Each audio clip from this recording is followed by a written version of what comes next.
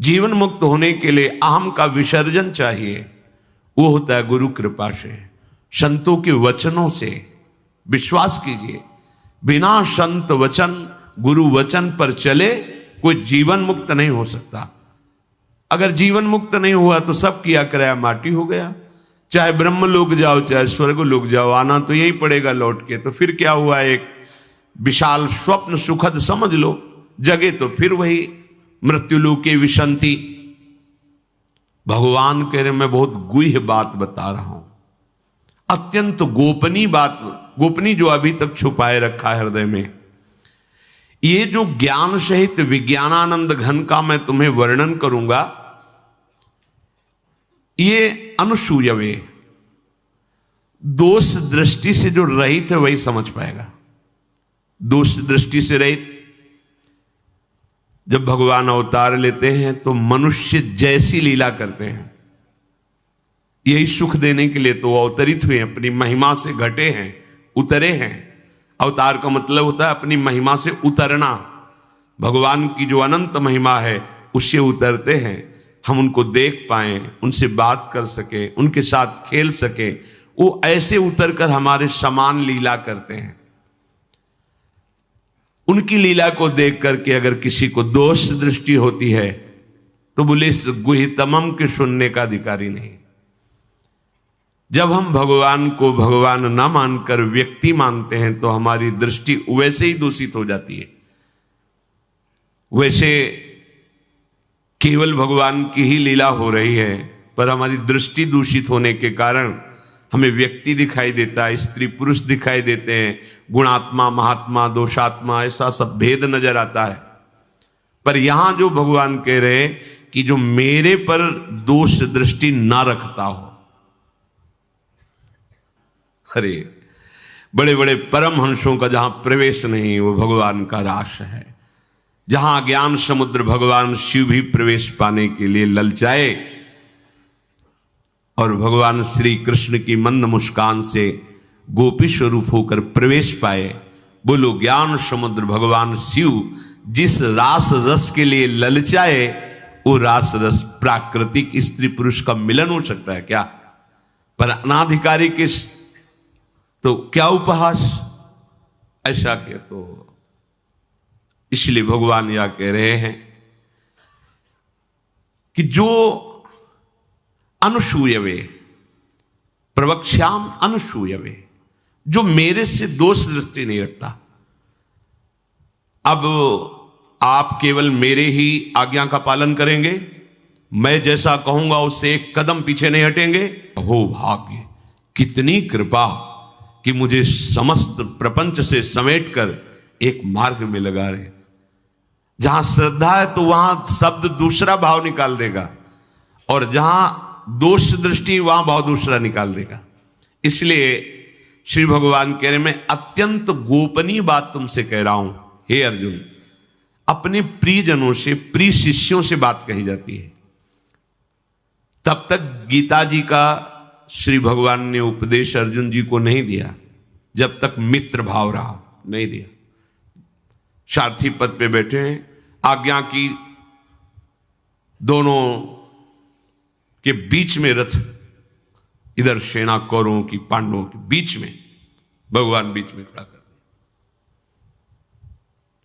जब देखा मोह ग्रसित हुए, निवारण में असमर्थ पाया, तो भगवान की शरण में होकर के कार्पण्य दोषो बहुत स्वभावा प्रछामि त्वाम धर्म सम्मूढ़ चेता।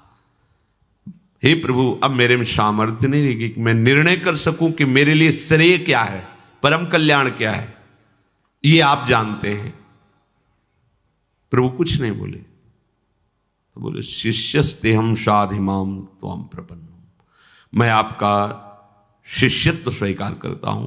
हे जगत गुरु श्री कृष्ण उतरे साष्टांग दंडवत हुए और कहा मैं आपका शिष्य हूं, और ऐसा शिष्य हूं जो पूरा समर्पण किए, प्रपन्नम, मन वचन कर्म से आपको समर्पित हूं। तब गीता जी का प्रादुर्भाव भगवान के श्रीमुख से हुआ।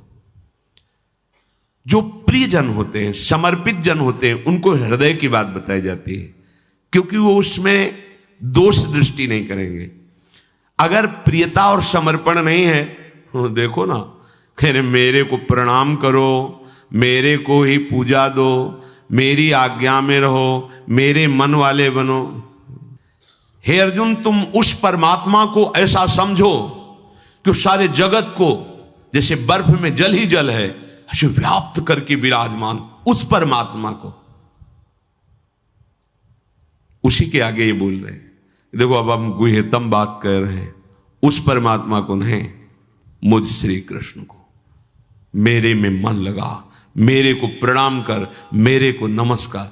ये महापुरुष जन रास्ता देते हैं। अब तुम्हारी कहां श्रद्धा टिकती, वो ये देखते हैं तुम्हारे लिए कोई आश्रय है, अभी तुम्हारी खोज अभी पूर्ण हुई कि अभी खोज बकाया है। खोज हो तो खोज लो, नहीं तो वहीं पकड़ के बैठ जाए कि अब बने तो रघुवर ते बने, बिगड़े तो भरपूर। अब बनेगी तो आपसे बनेगी, बिगड़ेगी तो आपसे बिगड़ेगी। अब हमारा कोई आश्रय नहीं। ये अत्यंत गोपनीय बात हरेक के सामने नहीं कही जा सकती, क्योंकि इसमें भगवान अपनी खुद बात महिमा का वर्णन कर रहे हैं। अब जैसे कोई बहुत हार थक के अब क्या करें महाराज, तो अब मान लो बात हमारी आंखों के सामने रहो, जो जूठन मिले खाओ, जैसा कहें वैसे करो। अगर अध्यात्म की भूमिका न जागृत हो जाए तो कहना। गुरुजनों की बात किसी से प्रमाणित करने की आवश्यकता नहीं होती। आपको गुरुजी ने क्या कहा, क्यों आप कौन हो, हमारे बाबा गुरु हो क्या, क्यों आपको बताएं। हमारी और हमारे गुरुजी की बात हो गई, तुमको क्यों बताएं क्या गुरुजी ने कहा, तो हमारे निर्णायक हो क्या, चलो दोबारा नहीं मिलेगा। पर बैठाल के वो आज प्रवचन में ये कह रहे थे, समझो। अब वो जो समझाएगा वो तुम समझ जाओगे, जो गुरु समझा रहे थे वो समझ में नहीं आएगा। इसलिए भगवान करें अत्यंत गोपनीय बात है। जब तक हमारा ये मन समाधान नहीं पाता तब तक भटकना पड़ता है। कहीं एक जगह पकड़ लो, ये जो अनेक जगह भटकना है बंद करो, एक जगह पकड़ लो, एक विश्वास रख लो, एक नाम जो गुरु ने दिया, एक मंत्र दिया है, अविद्या का नाश हो जाएगा, माया परास्त हो जाएगी। पर समझ नहीं पाते। दुकानें लगी हुई हैं, 4-6 दुकान घूम लेते हैं, चलो घूम लो, पर कहीं एक दुकान तो बांध लो कि हमें सारा माल यहीं से लेना है, तो तुम्हें छूट मिलने लगेगी। एक व्यवहार, हजारों की लाइन लगी, लेकिन आने दो, ये पर्सनल ग्राहक है, आने दो। ऐसे ही मेरे ईश्वर की दुकान में है सबका जीवन खाता। परिचय तो बना लो भगवान से, निहाल हो जाओगे। भटकना, हम जब ये बातें सुनते हैं ना तब लगता है कितनी हंसी की बात। जितनी देर तुम अमुक जगह जाकर के झाड़ फूक करवा कर उतनी देर राधा राधा जपो, बिल्कुल ठीक हो जाएगा, सब ठीक हो जाएगा। क्योंकि कोई भी जो हमें क्लेश देने के लिए आया है, कर्म है हमारा। जब भूत हो, प्रेत हो, चांडाल हो, रोग हो, दुख हो, विपत्ति हो, ये सब हमारा कर्म है। और उस अशुभ कर्म का नाश करने के लिए भगवान नाम जय घोष कर रहा है। प्यारे मान लो बात, शुरू कर दो हरिशरणम, शुरू कर दो राधा राधा राधा, कृष्ण कृष्ण कृष्ण, गोविंद गोविंद गोविंद। आप नहीं, आप दूसरों को निष्पाप करने वाले बन जाएंगे। आपका स्पर्श, आपका संभाषण, आपका दर्शन जगत मंगल करने वाला। पर सत्य मार्ग में चलना नहीं चाहते, ये भटकना बंद करो। एकमात्र भगवान ही तुम्हें बचा सकते हैं, दूसरा कोई नहीं बचा सकता।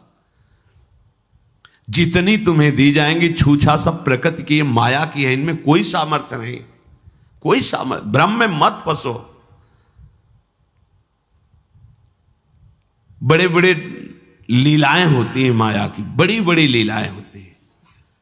किसी बड़े प्रभावशाली के यहाँ संत कॉलोनी में रहते थे, तो एक उन्होंने कहा कि बहुत बड़ा प्रभाव है, वो आए हुए हैं, तो अगर आप चाहें तो दर्शन करने चले।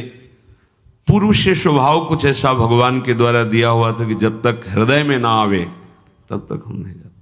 हमारे हृदय में प्रेरणा हो फिर रुकेंगे नहीं। तो वहां जो स्वामी जी रहते थे उनका चले जाओ, क्या होता है, संतों का दर्शन। हमारा मन नहीं हो रहा था, पर उनके साथ गए। वहां गए तो पत्रकार उनसे, बड़े ऊंचाई पर आसन पर पत्रकार उनसे पूछ रहे थे कि आपका बड़ा चमत्कार सुना है, आप चमत्कार दिखाइए। तो शुरू किया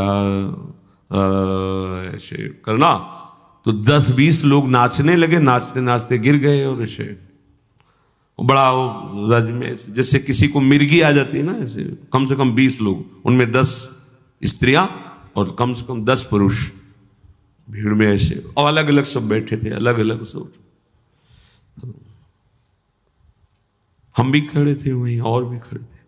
अगर उसका केवल प्रभाव ही पड़ता है तो हमारे ऊपर क्यों नहीं पड़ा? जो ले गए थे उनके ऊपर क्यों नहीं पड़ा? पत्रकार के ऊपर क्यों नहीं पड़ा? और क्यों नहीं पड़ा?